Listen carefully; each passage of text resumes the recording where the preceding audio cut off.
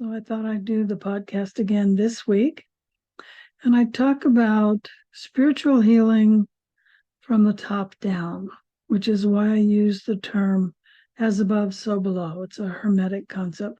Of course, as below, so above, as within, as without. It goes on and on. There's several things. But when it comes to healing, I always promote as above, so below. In other words, work from the top down. That's why I'm always saying meditate, meditate, meditate.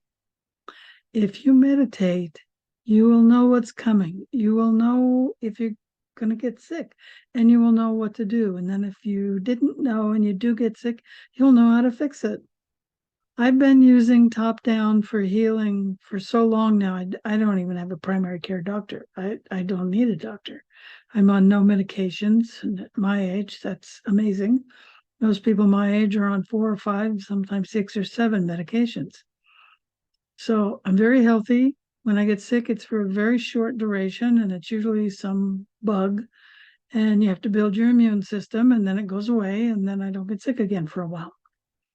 But I don't have any other issues. I don't have high cholesterol. My blood pressure is normal. I take my blood pressure on a regular basis. My O2 oxygen sats are normal. I do eat a very healthy diet.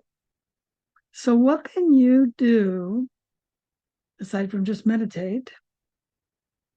Let me give you some examples, if I may. I was pretty sure I had cancer a long time ago. And there was pain in my breast, and it was pink. I had this pink area on my breast. And I didn't, cancer, I'm not going to deal with cancer. I didn't want to have anything to do with it. But after a while, the pain got so bad, I thought, well, I guess I better go to the doctor, and maybe there's something he could do. This was before I went to medical school. I had been through my shamanic training and energy healing, but I had not been to medical school. So I went to the doctor, and he says, oh, I have to send you to a specialist.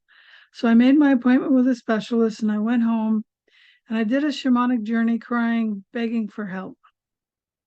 In comes Archangel Raphael on one side and 3 other angel helpers on the other side that I saw as pink balls of light.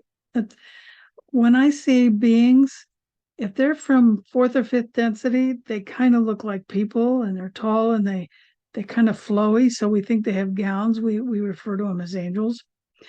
And when I see higher level beings, 6th, 7th density and higher, I see them as balls of conscious light.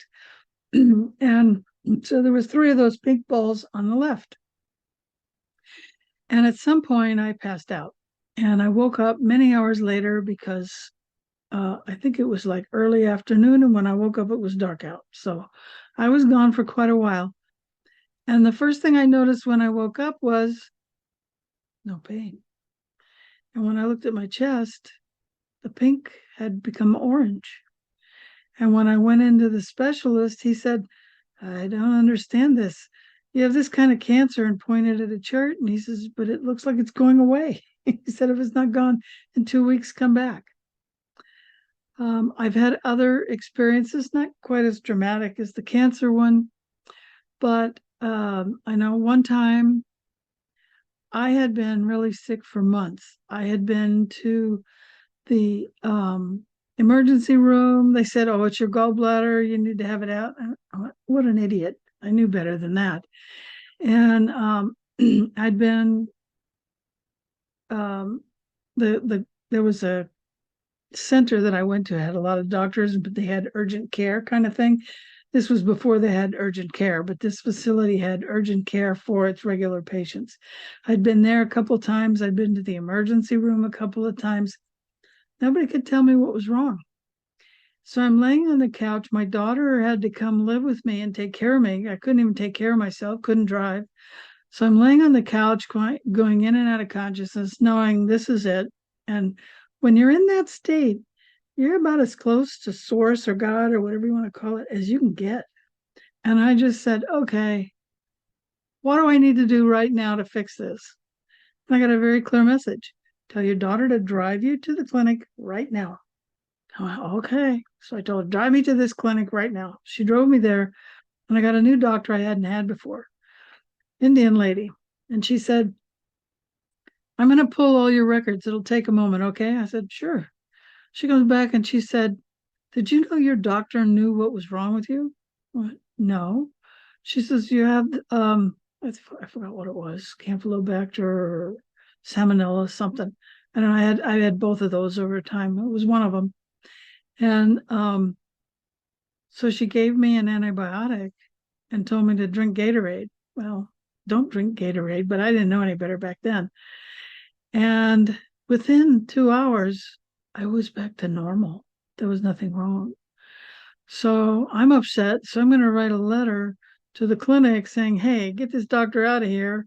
When I got a letter from the clinic and he was no longer there. She was pretty upset. I think she had him removed because he didn't tell me what was going on. And I went up and down for 3 months. So those are kind of dramatic examples, but I've had a lot of smaller cases where I was healed instantly. And I can tell you that a lot of people do energy healing. I know so many different energy systems, I can't even remember them all. And what the body needs is a certain amount of energy to be alive. To heal, it needs twice as much. So let's say you need, 1,500, 2,000 calories a day to be normal. Well, you don't want to go eating 3,000 to 4,000 calories a day. That doesn't work. So you need another source of energy. So doing energy work on someone is one of the ways to give them that extra energy. If they've lost blood, you give them more blood. There's many ways that you can do that. I have a special device here. It's a special kind of microcurrent device. So a lot of people, when you go to an acupuncturist, will do e-stim or microcurrent. It's giving you that extra energy. Or sometimes we'll give you herbs or essential oils. That's giving you more energy in another format. And what should you take? What do you need? Should you do? When you meditate, that information comes in. Or some people will use a pendulum. I have a pendulum here somewhere. Here it is. So you can use, upside down. So you can do, a yes or no with a pendulum. Some people like to do some kind of, muscle testing with fingers. I don't generally do that because I have an internal pendulum.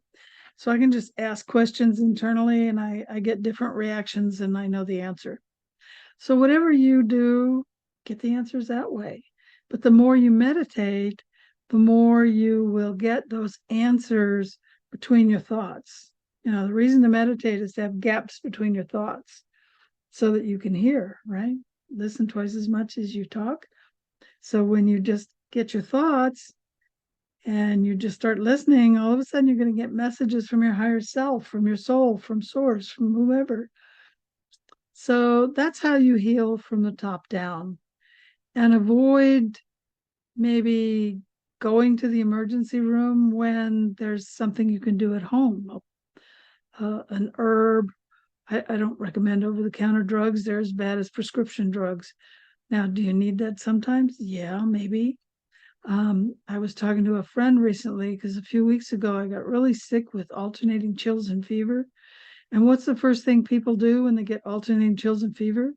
They go take some over-the-counter medication, an aspirin, a Tylenol, or whatever. That is the worst thing you can do. When you have a fever, that is your body creating the fever to heal itself. That is not the pathogen creating the heat. And the way you can tell the difference between a virus and a cold is the cold is actually a kind of virus, but it doesn't turn off the mechanism that creates heat. It allows the heat. Whereas a virus will allow the heat and then it will turn it off so that your body can't heal itself from the virus. That's one of the biggest differences in terms of symptoms. But the best thing you can do the minute you realize, oh, I'm developing a fever, go to bed. I put my bathrobe on. I put extra blankets on the bed. If it's wintertime, turn up the heat. If it's summertime, turn off the AC. Yep, that's what you do. You may turn it down, or I guess up, so that it's not going to turn on much, but you want to be as warm as possible. Warm, warm, warm. That's what the body's trying to do, is warm you up. And that's what kills the pathogen. Of course, if you have a fever that's spiking, it goes over 102, then you got another problem. And with children, you have to really watch that. That's when you want to go to the emergency room or urgent care or call your doctor or whatever. I don't recommend the emergency room unless it's a real emergency, like you're dying. That means you're bleeding or something really serious.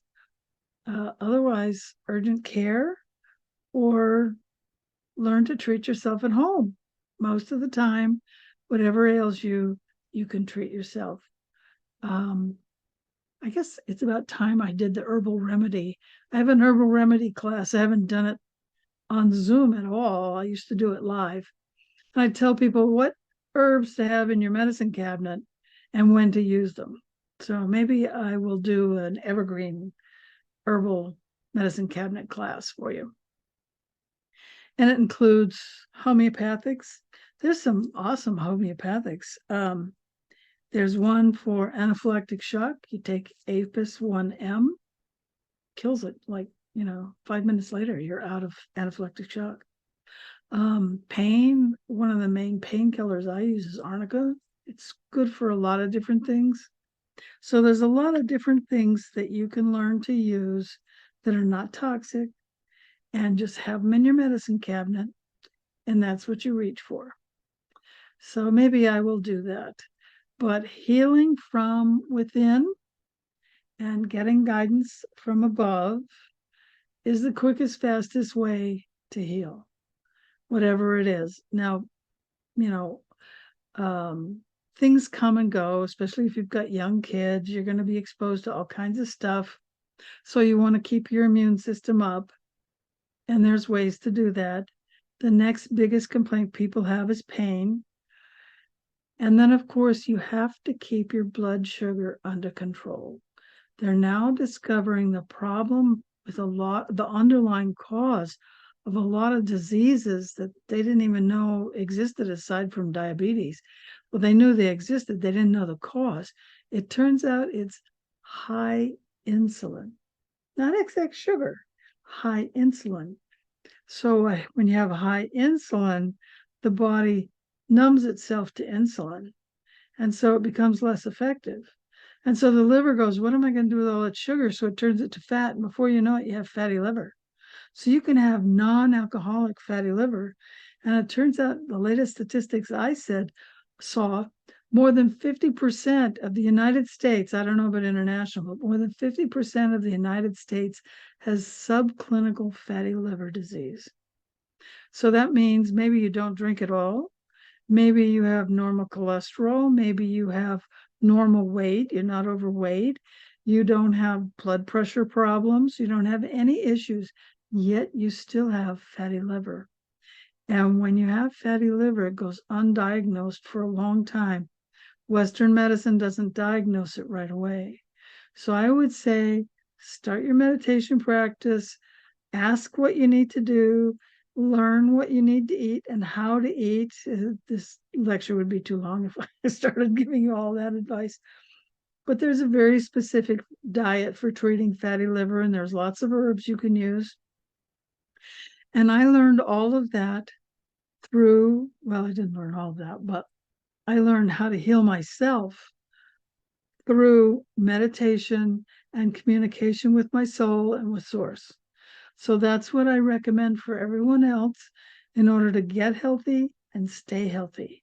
And of course, sometimes you may need a little help from an acupuncturist or a nutritionist or an herbalist or all of the above. So I hope you have a great week, and we will see you next time. Remember to be the light you want to see in the world.